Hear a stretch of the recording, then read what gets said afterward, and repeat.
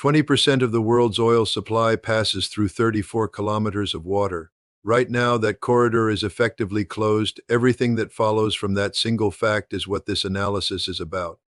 Most people watching this crisis are focused on the wrong variable. They are watching oil prices, they are watching American carrier groups, they are watching the ceasefire diplomacy moving between Islamabad and Washington.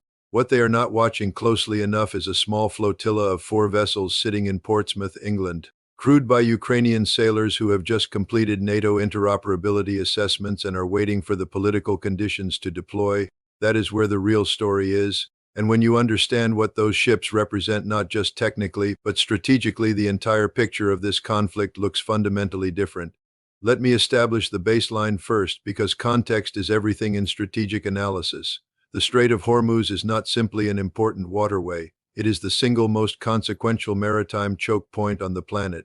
At its narrowest, it is 34 kilometers wide through that corridor before the current crisis, approximately. 3,000 vessels transited every single month, 20% of global oil supply, 20% of globally traded liquefied natural gas, roughly 30% of internationally traded fertilizers. The International Energy Agency has formally characterized the current disruption as the most severe supply shock in the recorded history of the global oil market, not among the most severe, that is a precise institutional statement from an organization that does not use superlatives carelessly. For context, the 1973 Arab oil embargo, which triggered fuel rationing across the Western world, stagflation, and a fundamental restructuring of American foreign policy, does not reach this level by the IEA's own assessment. That is the scale of what has happened to global energy infrastructure since February 28 of this year. Brent crude pushed past $120 a barrel in the opening weeks. American retail fuel prices crossed $4 per gallon for the first time in several years. European LNG contract prices nearly doubled. Countries across South and Southeast Asia declared fuel emergencies. Gulf states that depend on Hormuz for over 80% of their food imports began emergency airlifts of basic staples because commercial shipping had effectively halted. This is not a regional inconvenience. This is a structural disruption to the global economy, and it is not resolving itself on its own timeline. Now, here is what people are missing when they look at the American response. The United States Navy has 2 mine countermeasure vessels already operating in the Strait, the USS Chief and the USS Pioneer, supported by specialized mine-hunting helicopters and an expanding fleet of underwater unmanned systems. President Trump has publicly ordered mine-sweeping operations, tripled and directed American naval forces to engage and destroy any Iranian vessel caught laying mines without hesitation. That is an extraordinarily aggressive rules of engagement posture for a declared ceasefire environment. The Pentagon's own assessment, however, is that full clearance of the strait could require up to 6 months of sustained operations. 6 months, and American naval assets are already committed across multiple simultaneous operational theaters in the broader region. The honest assessment from military planners is that the United States does not have sufficient mine warfare capacity positioned in theater to accelerate that timeline meaningfully on its own. This is where Ukraine enters the picture in a way that almost no serious analyst anticipated.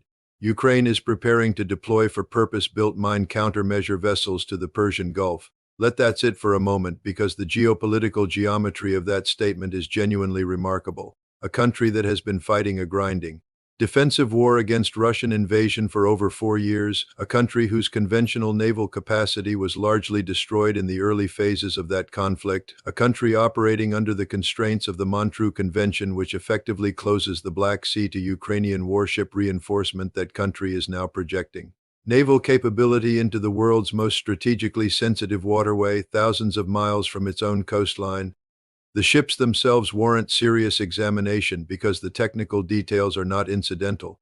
They are the operational argument. 2 of the vessels are Sandown-class single-role mine hunters, now designated in Ukrainian service as the Cherna and the Chessie.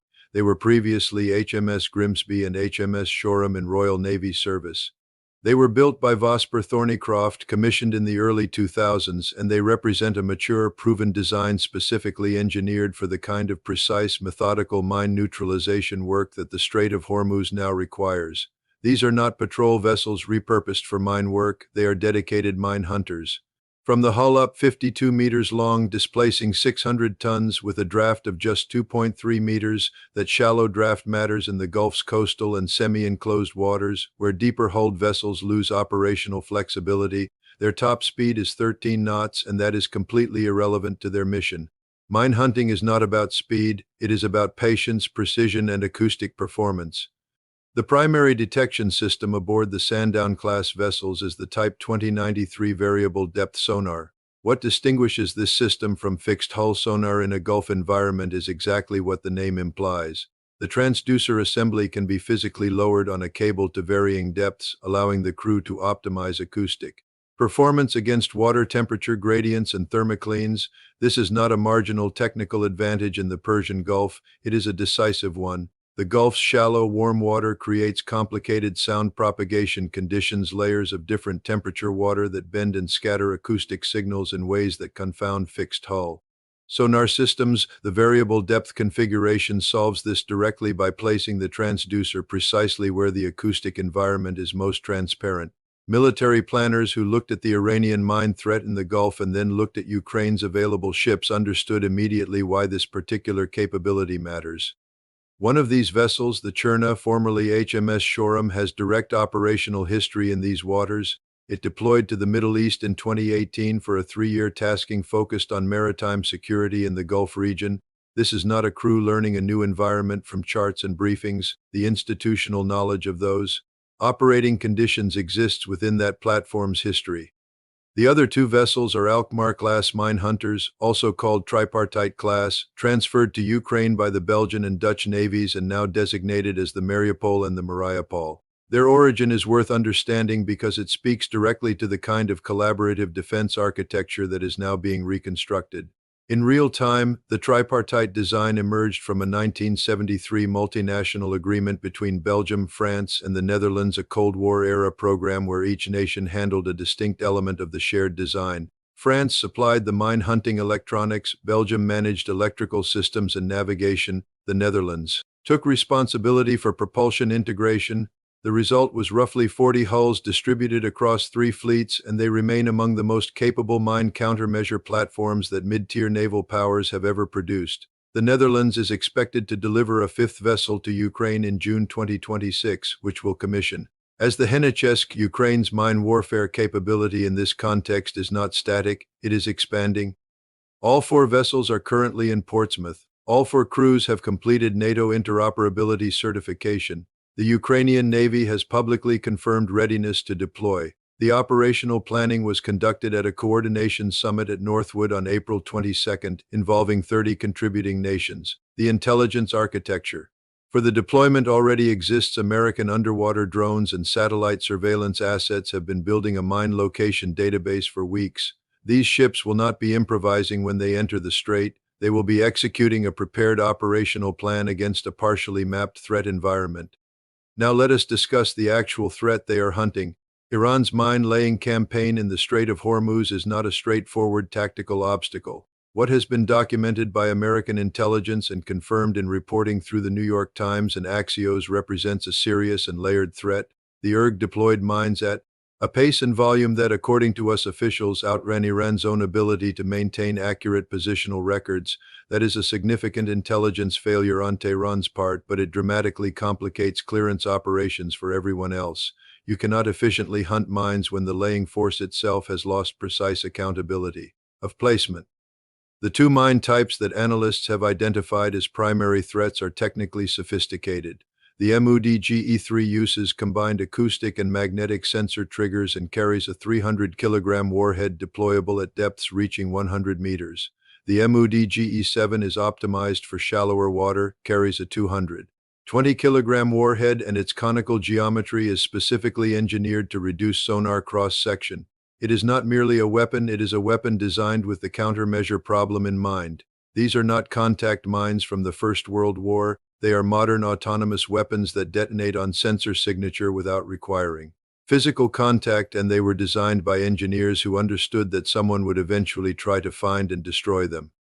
Despite substantial losses to Iran's conventional naval surface forces in the opening strikes of the current conflict, its small boat capacity and mine-laying platforms remain largely intact. The Guardian's reporting suggests Iran retains somewhere between 80 and 90% of those light assets. Tehran has the means to continue laying mines even while a ceasefire nominally holds, and Axios confirmed on April 23, citing a U.S. official, that the IRG had initiated fresh mine-laying operations after the ceasefire came into effect. This is why Trump's Truth Social post ordering American forces to destroy Iranian mine-laying vessels without hesitation was not rhetorical. It was an operational directive issued in response to confirmed ongoing mine deployment inside a supposed ceasefire window.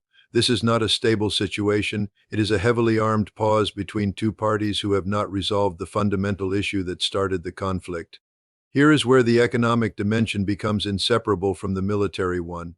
At the start of 2026, Russia's war economy was under genuine pressure. The combination of Western sanctions, the G7 oil price cap, Ukrainian drone strikes targeting Baltic port infrastructure, and declining export volumes had pushed Russian petroleum revenue to its lowest point since the full-scale invasion began.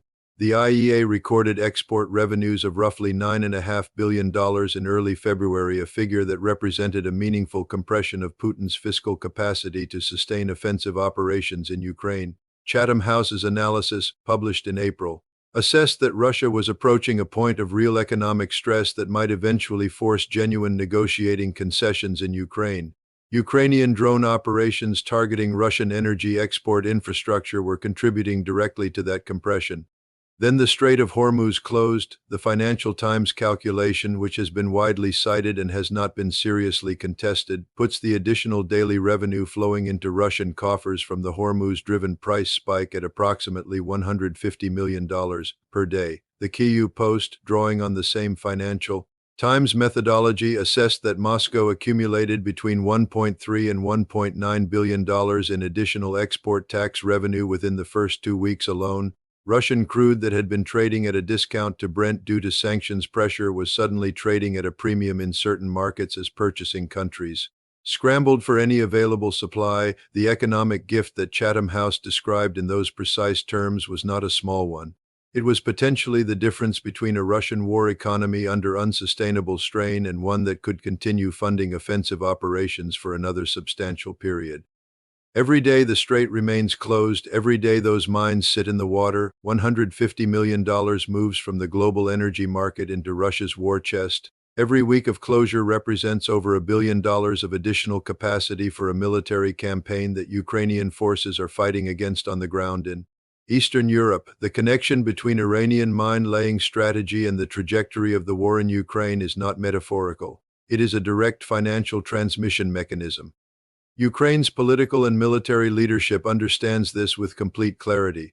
The drone campaign targeting Russian energy export infrastructure in the Baltic was explicitly designed to compress the fiscal capacity of the war machine being used against Ukrainian forces, when the Hormuz closure reversed much of the economic pressure that campaign had generated. Kyiv's strategic response was coherent and direct: deploy mine-hunting capability to restore the conditions that were working. What appears at first glance to be an extraordinarily unusual deployment of Ukrainian naval assets to the Persian Gulf is, when traced through the financial logic carefully, a continuation of the same strategic approach by different means and in a different geography. The second dimension of this deployment operates on a longer timeline and may ultimately be more consequential. The Montreux Convention has effectively constrained Ukraine's conventional naval options in the Black Sea throughout this conflict. Turkey's application of the convention, which prevents the transit of warships belonging to non-Black Sea states during wartime conditions and imposes significant restrictions on Ukrainian naval reinforcement, has been a binding geographic and legal constraint on Ukrainian maritime strategy. Ukraine adapted to this through the development and deployment of unmanned maritime systems, a capability that has proven remarkably effective at forcing the Russian Black Sea Fleet to withdraw from forward positions without the traditional naval asset base that doctrine would normally require. But the constraint on conventional naval projection remained real. What the Hormuz deployment represents is Ukrainian conventional naval capability operating at strategic distance without requiring Black Sea access at all. The Gulf route runs through the Suez Canal, the Red Sea, and the Gulf of Oman. It is geographically independent of the Black Sea entirely. Ukraine is building relationships with Gulf Arab states Zelensky confirmed the inclusion of Ukrainian maritime drone systems in 10-year bilateral defense agreements with regional partners and deploying trained NATO-certified crews alongside British, French, and Italian naval units in a genuinely multinational operational framework. This is not symbolic, it is the beginning of a transformed strategic identity for Ukraine as a defense actor. For 4 years, the prevailing international framework, however generously applied, positioned Ukraine primarily as an aid recipient, a country receiving weapons, training, and economic support from partners in order to survive a war of aggression. That framework is not wrong, but it is incomplete. And what is happening now is the emergence of a more complex reality. Ukraine is becoming a contributor to international security rather than solely a beneficiary of it. The defense partnerships, the operational credibility, the demonstrated ability to project capability and coordinate with allied naval forces in a distant theater, these are assets that will shape every security negotiation, every weapons procurement conversation, and every diplomatic relationship Ukraine conducts for the next generation. Putin's strategic calculation in February 2022 was premised on the elimination or permanent subordination of Ukraine as an independent actor. What he has produced instead is a country with combat-hardened military culture, internationally recognized operational competence, and now a demonstrable capacity for strategic reach that no one in Moscow modeled. The immediate operational picture remains constrained by the political situation in the Strait. Neither the United Kingdom nor France has indicated any willingness to send naval assets into the Strait while credible risk of renewed hostilities persists, and that assessment is correct from a force protection standpoint. The ceasefire, brokered through Pakistani diplomatic engagement in early April, is technically in effect, but its underlying architecture is fragile to the point of near irrelevance. Iran's latest negotiating position attempts to separate the Hormuz access question from the nuclear enrichment question, to treat the mine-clearing operation as a humanitarian or commercial matter independent of the core geopolitical dispute. Washington has indicated that this framing is unacceptable. The American position remains anchored to permanent, verifiable cessation of Iranian enrichment activity. No faction within Iran's currently fractured leadership structure has publicly accepted that condition, or shown the internal political capacity to do so. Israel's defense minister has stated publicly that Israel is prepared to resume offensive operations and is awaiting Washington's authorization. 3 American carrier strike groups are simultaneously positioned in the region for the first time in more than 2 decades. The IRG is laying fresh mines under an active ceasefire. American forces have standing orders to destroy mine-laying vessels on contact. This is the architecture of a situation that can re-escalate rapidly, and serious military planners are not pretending otherwise. What this means for the Ukrainian deployment timeline is straightforward. The ships will not move until the threat environment drops below the threshold that British and French operational commanders have defined as acceptable for the mission. That threshold has not yet been reached, but the planning is complete, the intelligence is being collected. The political commitments from over 36 nations have been publicly stated. The coalitional framework was built at Northwood. The sequence, when it finally executes, will not be improvised. And when those 4 vessels depart Portsmouth, transit the Suez Canal, and move into the Gulf of Oman to begin systematic mine clearance operations in coordination with American, British, French, and Italian naval units, the economic consequence for Russia will be direct and measurable. Shipping resumes, supply increases, oil prices decline. The $150 million daily windfall that has been partially offsetting the cumulative economic pressure on Moscow's war budget begins to evaporate. Chatham House's medium-term modeling suggests that sustained price recovery, combined with ongoing sanctions pressure, production constraints, and reduced export capacity, could push Russian oil revenue toward a level that genuinely threatens the fiscal sustainability of continued offensive operations in Ukraine. There is a historical parallel worth noting here, though it is not one that gets discussed frequently. During the tanker war of the 1980s, when Iranian mining operations in the Persian Gulf threatened international shipping during the Iran-Iraq conflict, it was the reflagging and naval escort operations organized under American leadership that eventually restored freedom of navigation. What is forming now is a structurally similar coalitional response, but with a dramatically different composition.